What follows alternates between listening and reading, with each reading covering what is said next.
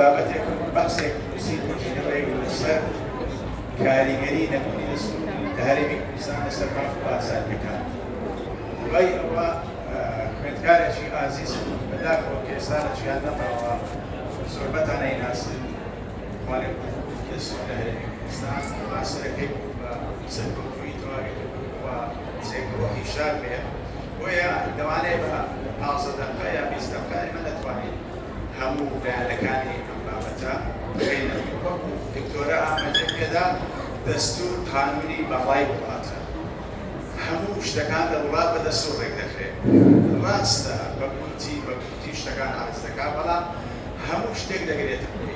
کەم شت هەیە بەجێبێنێ پەیوەندی دەسەڵاتەکان بە یەکتر، دەسەڵاتە سنووری هەرێکێکیان چییە، تەجاوز نەکەن لەسەر ئەوەی تر، تەجاوز نەکەن لەسەر ئەو مافی هاوڵاتی کە لە دەستور دیاری دەکرێت.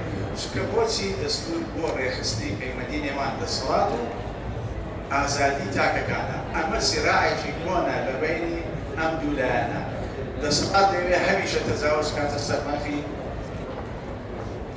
دەوێت تەجاوز بکاتە زیادە ڕۆی بکات بەسەر مافی هاوڵاتی. هاوڵاتیش بێ زۆر بەمان زواری وایە دەمانوێت لە ئازیادەکانمان زیادەڕەوی بکەین. بۆیە هەردوو لە ئەگەر دەسەڵات زیادەڕەوی بکە ئیستیبدادی لێهەکەوێتەوە. ئێمەش لە بەکارهێنانی ئازادیەکانمان زیادەڕەوی بکەین بە شێوی فۆرزای لێدەکەوێتەوە. بۆیە دەبێت ئەو هاوسەنگیە ڕابژیرێت کە دەستور یەک لە ئەرکەگرینەکانی ئەوەیە ڕاگرتنی ئەو هاوسەنگیە. بەڵام کام دەستور ئەو دەستورێکەوە سەروەری هەیە، ئەو دەستوری ڕێزی هەیە، حاکم مەحکوم پێوەی پابەندە. نەک دەستورێک کە هەیە ڕاستە دەستوریشی زەمینیشە بەڵام ڕێزی نییە. بۆ نمونەیە لە عێراق دەستورمان هەیە لە 2003ەوە، بەڵام ئەم دەستور لە زۆر جار پێشێکاری بەرامبەر کراوە لەلایەن پێکاتە سیاسەکانی عێراق بۆ لایەنە سیاسەکانی عێراق و وڵاتانی دەوروبەریشمان زۆربەیان خاوەنی دەستور بوون، بەڵام پێشێکاریە بەرامبەر دەستورەکان دەکەن، پێشێکاری لەسەر ماف و ئازادی هاوڵاتیان دەکەن. دەستور لە وڵاتێک قیمەتی خۆیەکەوە ڕێزی لێبژێ وەکو ئەو وڵاتانەی کە ئەوروپای ڕۆژاوا پێشکەوتوو یاخود بۆ نمونە بەریتانیا دەستوری نییە، دەستوری نەنووسراوی عورفە. ئیسرائیل دەستوری نییە، بە قانونی ئاسایی دەسەڵاتەکان ڕێکراوە، بەڵام سەیرەکەی وڵاتێکی دیموکراتی و ڕێز لە قانونیەکانی پێیان دەگرن بە پێچەوانەی وڵاتانی هاوشێوەی ئێمەوە. بەڵام وەکوتمان دەستور گرنگترین بناغەی دەوڵەتە کە دەوڵەتی لەسەردا دەمەژرێت. زۆری دەوڵەتەکە فیدرالیە، سادەیە، نیزامی حکومەتیە، کۆماریە، پاشایەتیە. ئەمجا سیستەمەکە ڕێگەخات دەسەڵاتەکان ماف و ئازادیەکان ڕێگەخات سنوور بۆ هەموو لایەک دادەنێت. فلتەریش دادەنێت بۆ ئەوەی کەوا سەربێچی لەو دەستورە دەکرێت لە ڕێی چاودێریکردن لەسەر دەستوریەتی یاساکان، چاودێریکردنی دەسەڵاتی جێبەجێکردن بە شێوەیە کەوانە دەسەڵاتی یاسادانانە دەسەڵاتی جێبەجێکردن بتوانێت زیادەڕێی بکات. لەبەر ڕۆشنایی ئەو ڕۆڵەی کە من بە کورتی باسم کرد دەستور دەبینێ دەبین ئێمە لە هەرێمی کوردستان ماوەمانە جارە بگەینە دەوڵەتی دامەزراوەی یا ئەوەی پێوترێ وڵاتی قانون. چکە وەک دەزانێ ئێمە لە 92 هەوڵمان نەداوە دەستورێکی بۆمان هەبێ. دوای 2005 کە دەستوری 2005 دەرچوو مادەی 120 دەڵێ هەرێمەکان بۆیانەیە دەستوری بۆیانە بێت، هەوڵمان نەدا دەستورێکمان هەبێ. لیژنەیەک پێکهێنرا لە 2005 کە بەندەیەشێک لە ئەندامانی ئەو لیژنەیە پرۆژەی دەستورێکمان ئامادە کرد لە 2009، بەڵام لەبەر ملالەی سیاسی خرایەداوە هەڵۆشایەوە. 2015 لیژنەیەش تر پێکات بە هەمان بۆ کاردی سەرنەویشت کارەکانی بە ئاکام نەگەی. کەواتە ئەم دەستورا بەبێ ئەم هەرێمە بەبێ دەستور بە قانونی ئاسایی بەڕێوە دەچێت دەسەڵاتەکان ڕێکراوە، بەڵام قانونێکی ئاسایی کە پەرلەمان دەتوانێت تعدیلی بکە هەڵی وەشێنێتەوە چۆن قانونەکانی تر هەڵدەوەشێنێتەوە. واتە هیچ جیاوازێکی نییە لە نێوان ئەو قانونی کە سروشی دەستوریانەیە و قانونی سەرۆکایەتی هەرێم و قانونی پەرلەمانوانە لەگەڵ قانونی جگەرە لەکێشان هەمووی بە یەک دەنگ بە یەک مستەوە دادەنرێن و تعدیل دەکرێت. بۆیە لە غیابی دەستور دەسەڵاتەکان پەرلەمان دەسەڵاتی جێبەجێکردن و دەسەڵاتی دادوەری دەسەڵاتیان ڕەهاو لە بەکارهێنانی گرتساچەکانی خۆیان. بۆ نمونە پەرلەمان ئەگەر سێ ئەرچی هەیە ئەرچی یاسادانان ئەرچی چاودێری ئەرچی چاودێری کردی پارەی وڵات دارایی لە ئەرچی یاساداناندا بە ئارەزی خۆی هاتووە یاسای داناوە بە ئارەزی خۆی بە پێی ویست و بەرژەوەندی لە هەنە سیاسەکان هاتووە قانونی داناوە یا قانونەکانی هەڵۆشاندووە یا قانونەکانی تعدیل کردووە بۆ نمونە قانونی سەرۆکە قانونی پەرلەمانی کوردستان خۆی 7,000 هەموار کراوەتەوە دوازاریش ئەو کە بە بڕیاری دادگای فیدرالی لە 2022 تعدیل کرا کە لەسەری دەرچوو قانونی سەرۆکایەتی هەرێم 3,000 تعدیل کراوەتەوە جارێکیش بەکراوە دەسەڵاتەکانی تۆزیع کرا بەسەر پەرلەمان بەسەر ئەنجومەنی وەزیران دواتر بە قەرارێکی تر دیسان بەکارهێناوە قانونی ئەنجومەنی وەزیران 10,000 هەموار کراوەتەوە هەر جارەی بۆ مەبەستێ هەر جارەی یعنی ئەم تعدیلاتانە لە وڵاتی قانون لەسەر بنەمای بەرژەوەندی گشتی بەرژەوەندی ئابووری سیاسی کۆمەڵایەتی قانونی دەکرێت بەڵام لای ئێمە لەسەر ویستی لە سیاسەکان کراوە بۆ نمونە مەسەن قانونی ئەنجومەنی وەزیران تعدیل کراوە لە پێناوەوەی مەسەن تەمەنی وەزیر ئەگەر 20 ساڵ بێ شمولی بکات لە 30 ساڵەوە 25 ساڵەوە بیکە بە 20 ساڵ یاخود مەسەلەن ئەندامانی ژمارەی وەزیرەکان بگۆڕن ژمارەی وەزیرەکانی کابینەکە بگۆڕن تا گەیشتە ئەوەی ئێمە لە هەرێمی کوردستان 27 وەزیرمانە 27 وەزیر سەیرم کرد بەراوردم کرد سین وڵاتێکی نزیکی 2 میلیۆن کەسیە 27 وەزیری بۆیە بە ئارەزی خۆی لەڕووی یاسادانانەوە دەسەڵاتی ڕەها بووە چکە لە غیابی دەستور دەستگایەک بووە دادگایەک نەبوو کە بێت چاودێری ئەو یاسایان بکات لەبەرەوەی یاسا دادگای دەستوری عێراقی وەکو پێویست زۆر جار چاودێری لەسەر دەسوولێتی یاساکانی هێرش نەکرد بۆیە ئەگەر لێرە دادگایەکی دەستورمانەکوە دادگایەکی دەستوریمانەکوە سنوورێکی بۆ پەرلەماندارنا حتا پەرلەمان بەو قانونەشەوە بابەت نەبوو کە ماوەی یاسایی بۆ دیاری کردووە ماوەی خولەکەی هەڵە 4 ساڵێ بەڵام خولی یەکەمی بۆی شەڕی ناوبووە 13 ساڵی شێشە خولی دووەمی لە 2009 بە هەمان شێوە زۆربەی خولەکانی ئاوا دەستکراوە ئێستا ئەم خولەی ئێستای لە 2024ەوە یەکەم دانیشتن کراوە بەڵام سەرۆکایەتی پەرلەمان هەڵدەبژێتراوە تا ئێستا پەرلەمانێکی ئیفلیس و بەکەوتەمان هەیە ئێمە لە هەرێمی کوردستان بەڕووی ئەوەی کەوا ئێمە سەروەری یاسانیە دەستور نییە لەم وڵاتە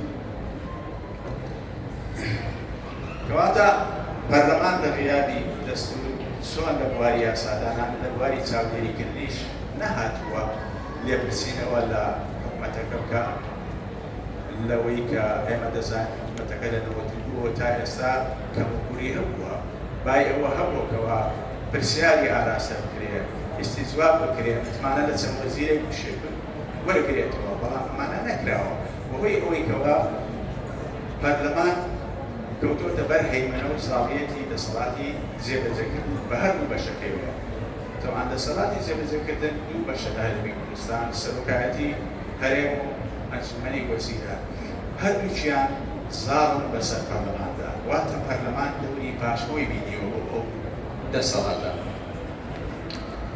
بۆیە کاتێکەوە کۆمەڵێک بڕیاری دەرکردووە لە بەرژەوەندی هاوڵاتیان نەبووە دەسەڵاتی جێبەجێکردن بڕیاری باشەکەوت و لێبڕینی مولچە و ڕاگرتنی بەرز لە بەرزکردنەوەی فەرمانبەران ئەمانە هیچ دادگایەک نەبووە لە هەرێمی کوردستان هەرچەندە داواش کراوە لە ئەنجومەنیش کرا بەڵام نەهاتووە کە ئەم بڕیارانە هەڵوەشێنێتەوە قەناش براوەتە بەر بەغدا دادگای فیدرالی باڵا بە بۆنەی ئەوەی کەوا ئیختیساسی ئەو نیە خۆی لێ بردووەتە دەرەوە داواکەی نەبینیوە کەواتە مەجالێک کراوەتەوە بۆ دەسەڵاتی جێبەجێکردن بە حکمی فەراغی دەسووری بۆی بە ئارەزوی خۆی بڕیار دەرکا لە بەرژەوەندی خۆیان نەک لە بەرژەوەندی هاوڵاتی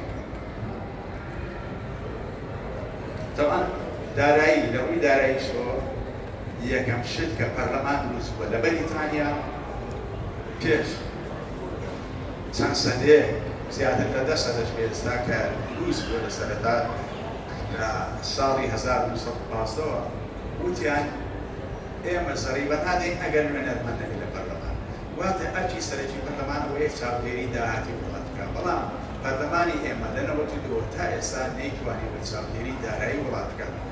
ئەگەر سەیری قانونەکانی میزانیەش بکەین کە قانونی میزانیەی 92 96 و 2001 و 2008 و 9 و 10 و 11 و 12 و 13 ئەوەندە قانونە دەرچووە بۆ بودجە، بەڵام نەهاتبوون ئەم قانونانە وردەکاری بودجە لەکوێوە داهات دێت، چۆن سەرف دەکرێت، حسابی قوتابی ئەمانە هیچ باز نەکراوە. هەر کۆی گشتی خەرجیەکان و تەخمینی داهات نووسراوەتەوە. لەوە بۆمان دەردەکەوێت کە بەڕاستی پەرلەمان ئاگای لێ نەبووە.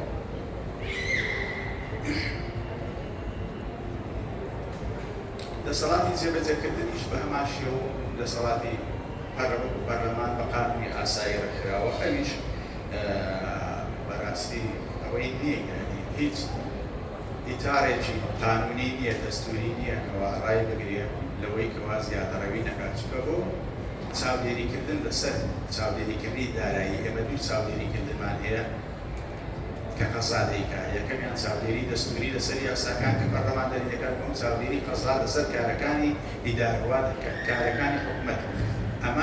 ئەم چاودێریە لای ئێمە زەعیفە، چونکە بۆچی ئەنجومەنی شورا کە خۆی سەر بەوە دەسەڵاتی جێبەجێکردن لە زۆر شت نهاتوە لە بەرژەوەندی هاوڵاتیان یا لە بەرژەوەندی گشتی حکوومەتدا. بۆن لە مەسەلە لە 2015 کاتێک لەسەر مەسەلەی درێژکردنەوەی ماوەی سەرۆکایەتیێرە بۆ ئاراستەیە بڕیاریدا کە ماوەکەی بۆ درێژ بکرێتەوە لەبەر بەرژەوەندی گشتی. واتە ئەو بڕیارانەی کە دەرچوو هەمووی داوا لە هاوڵاتی داوایان کرد لە ئەنجومەنی شوراکە هەموویان وەشێنێتەوە. مەسەلەی پاشەکە و بڵمانە خۆی لێبەردە دەرێ ڕەتی پێکەوە داوایانە. ئەمجا لە قانونەکەی خۆی دەڵێ کۆمەڵێک اختصاصێک کە سەرۆکی هەرێم هەیەتی ئەوانە کاری سەروەری ملکەسی بۆتانە لێدان لەلایەن قەزاوە بە پێچەوانەی ئەوەی کە دەستوری عراقی لە مادەی 100 دەڵێ. باش ئەگەر بینە سەر دەسەڵاتی دادوەریش، تەمان دەسەڵاتی دادوەری زۆر گرنگە کە تەوازن ڕادەگرێت لە بینی هەر سێ دەسەڵاتەکە. واتە ئەگەر پەرلەمان یا حکوومەت دەسەڵاتی جێبەجێکردن زیادەڕەوی بکات دەبێت دەسەڵاتی دادوەری ڕای دەگرێت. بەڵام دەسەڵاتی دادوەری لای ئێمە تا ساڵی 2007 سەر بە وەزارەتی عەدل بووە، سەر بە وەزارەتی دادوەری، واتە سەر بە دەسەڵاتی جێبەجێکردن بووە، واتە سەر بەخۆیی تەواوی نەبوو. لە 2007 کە قانونی تازەی دەسەڵاتی دادوەری دەرچوو، ئەم قانونە نەهاتووە وەکو دەسەڵاتێک بیناسێنێت، تەنها لە یەک مادە پێی ئەڵێ ئەنجومەنی قەزا، ناوی زیاتر ناوی ئەنجومەنی قەزا دێنێت. لە یەک مادەکە باس لە بودجەی دەسەڵاتی دادوەریەکە لەوێ بە ناوی دەسەڵاتی دادوەری هێناوە. ئیتر ئەم دەسەڵاتە بەڕاستی وەکو پێویست دەسەڵاتی دادوەری نەیتوانی بۆ ماف و ئازادی خەڵک پارێزێ لە بەرامبەر بۆ پێشێکاریانەی کە دەسەڵات دەیکا بەرامبەر مافی هاوڵاتی. وەکو وتمان مەسەلەن هەر لەو هەیئەتە گرنگانەی کە سەر پێویستە سەر بە دەسەڵاتی دادوەری بن، وەکو داواکاری گشتی ئەنجومەنی شورا، ئەمانە تا ئێستا سەر بە وەزارەتی دادن. لە کاتێکدا لە عێراق سەر بە ئەنجومەنی دادوەری پێویستە ئەمانە بگەڕێنەوە بۆ ئەمە. بۆیە بەو دۆخەی ئێستایەوە دەسەڵاتی دادوەری ناتوانین بڵێین دەسەڵاتێکی سەر بەخۆیە وەلا بەپێی کارودۆخە سیاسەکان لەت بووە. دەزانین کە لە 96 دا کاتی شەڕی ناوخۆ 96 دادگای تەمیز بوو بە دوو کردە، بوو بە دوو پارچە بەسەر دوو زۆنەکەدا. ئێستا پاشی 20 ساڵ ئێستاش هەمان فکرە هەیە کە دادگای تەمیز بکرێتەوە دوو کردە. بۆیە بەڕاستی ئەم بارودۆخانە کە بوو دەدا هەمووی لەبەر ئەوەیەکەوە ئێمە لە هەرێمی کوردستان دەستورێکمان نییە کە ئەم دەستورە حاکم و مەحکوم ڕێزی بکرێت ملکەت بکوین. یعنی هەموو شتەکەش بە ئەوە نییە کە بوونی دەستور بێ. من ناڵم هەموو شتەکە کردو بۆ دەستور، چونکە ئەوە تا ئیسرائیل دەستوری نییە، بەڵام ڕێز لە قانونەکانی قورئان دەگرێت. گرنگ ئەوەیە قانون سەروەری هەبێت. خۆشبەختی ئەو وڵاتانەش کە ئێمە ئەچین بۆیان ئەوەیە تەنیا قانون سەروەری هەیە. بەدبەختی ئەو وڵاتانەش کە خەڵک لێ بزارە کە وڵاتی خۆیەتی زێدی خۆیەتی لەبەرەوەی قانون تیایدا سەروەری نییە، مافی هاوڵاتی پێشێ دەکرێت. بۆیە من وابزانم وەختم تەواو بوو، زیاتر ئەوە ناکەم ئەژینا بەڕاستی بابەتێکە کەوا زیاتر خەڵ دەگرێت و دەستور ئەو ئەساس سەحریە نییە کە هەموو شتێکمان بۆ بێنێتەدی بەڵام تا ئێمە نەگەڕێنەوە ڕێز لە قانون نەکرین ئەوەش علاقەی بەوە نییە بڵێن ئێمە میلەتێکی دواگۆتوین ئەمە علاقەی بەوەیە تا چەند حاکمەکان ڕێز لە قانون دەگرن چونکە لە سەردەمی پاشایەتی مەلیک و وەزیرەکان و سەرۆک وەزیران وەک هاوڵاتی ئاسایی پابەند بوون بە قانونەکانەوە بۆیەش مەسەن ئەگەر چی قەتێک ئەو دەمی سەروەری قانون هەبووە لە چاو ئەوەی کە لە دوای پەنجاوەشتەوە وردە سەروەری قانون نەماتاوای لێها ئێستا لەو عێراقی فەوزایە عێراقی بێڕێزیە بەرامبەر قانون زۆر سپاس. دەستخۆش دکتۆر زۆر باسی کرد زۆربەمان بەداخەوە لەگەڵ ژیانی و دەرەنجامەکانیشیمان بینیوە دەستخۆش بێت دکتۆر زۆر سپاس کارماتە بە ڕێزانەتمانی نەرمسەریان و ئاماسی بەڕێزەکان بابەتی